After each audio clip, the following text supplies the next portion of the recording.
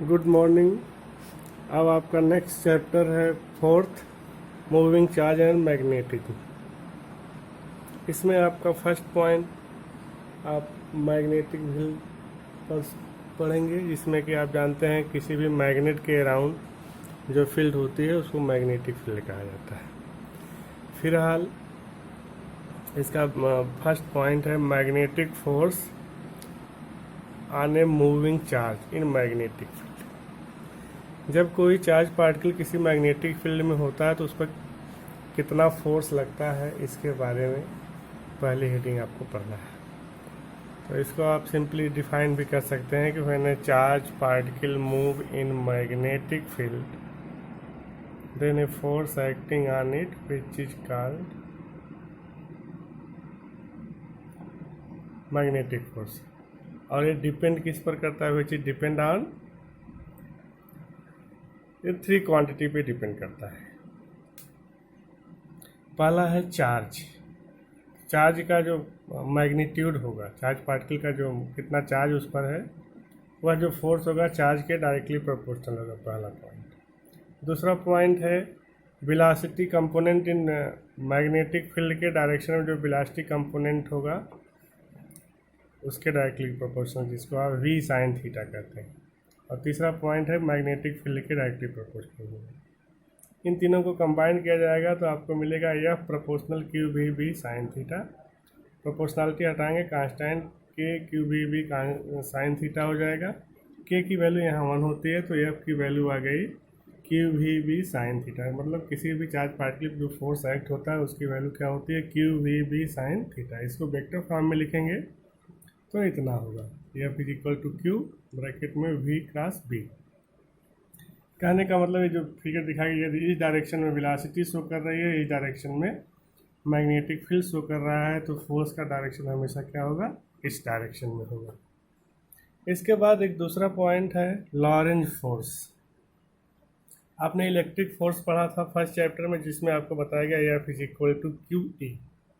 अब यहाँ पर यदि कोई चार्ज पार्टिकल किसी मैग्नेटिक फील्ड और इलेक्ट्रिक फील्ड दोनों में मूव कर रहा है तो उसके ऊपर जो दोनों फोर्स का सम होगा उसी को कहा जाएगा लॉरेंज फोर्स। तो आप कह सकते हैं the sum of electric force and magnetic force is called Lorentz force. तो F is equal to Q E plus Q V B sine theta. तो जनरली क्यू कॉमन कर लेंगे तो हो जाएगा E plus V B sine theta हो गया। इसको वेक्टर फॉर्म में आप ऐसे शो कर सकते हैं। ये हो गया चार्ज पार्टिकल जब मैग्नेटिक फील्ड और इलेक्ट्रिक फील्ड दोनों में मूव कर रहा है तो लॉरेंज फोर्स कहा जाएगा। फिर force acting on a conductor, magnetic force on A current carrying conductor. यदि किसी मैग्नेटिक फील्ड में कोई कंडक्टर रखा गया है जिसमें करंट फ्लो कर रहा है तो उसके ऊपर कितना फोर्स लगेगा। तो यहाँ पे देखिए लिखा गया, let us consider a conductor of length and cross sectional area capital L and capital A respectively. This conductor placed in magnetic field B at an angle theta. If drift velocity of free electron,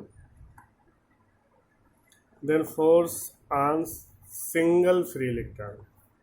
तो एक free electron पर कितना force होगा, जैसा कि आप force के लिए बताया गया Q V B sine theta.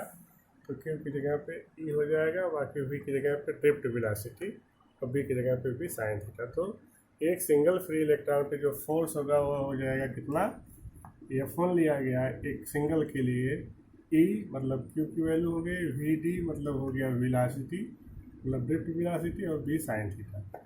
अब कंडक्टर होता है उसमें ढेर सारे फ्री इलेक्ट्रॉन होते हैं, तो इसमें मान लिया गया कि if the number of free electron per unit volume small n, तो अब वहाँ पे लेंथ A लिया गया है, सॉरी लेंथ L लिया गया है, क्रॉस सेक्शनल एरिया A लिया गया है।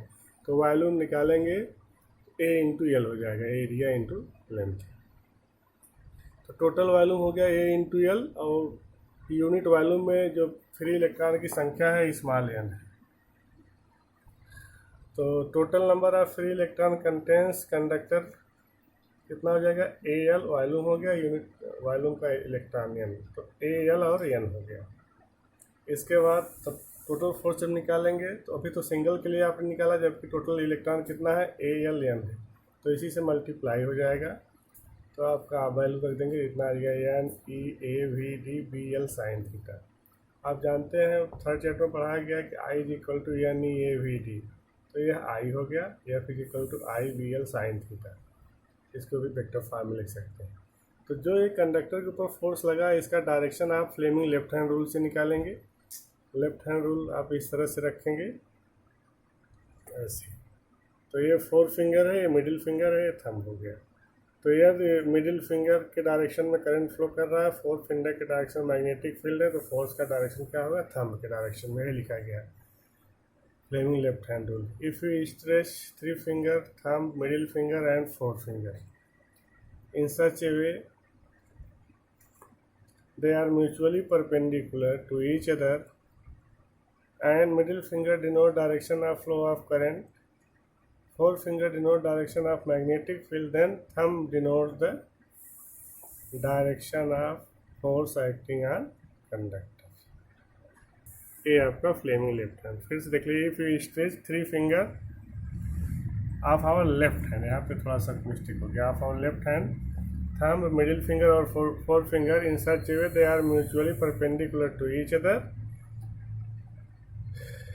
and middle finger denote direction of flow of current, fourth finger denote direction of magnetic field, then thumb denote the direction of force acting on conductor। Okay, thank you।